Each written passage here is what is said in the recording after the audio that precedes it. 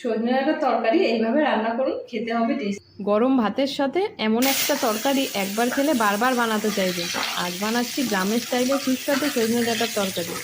এরই long video আসতে চলেছে আমার ইউটিউব চ্যানেলে। কাইন্ডলি চ্যানেলটি সাবস্ক্রাইব করে ফলো করে রাখবেন।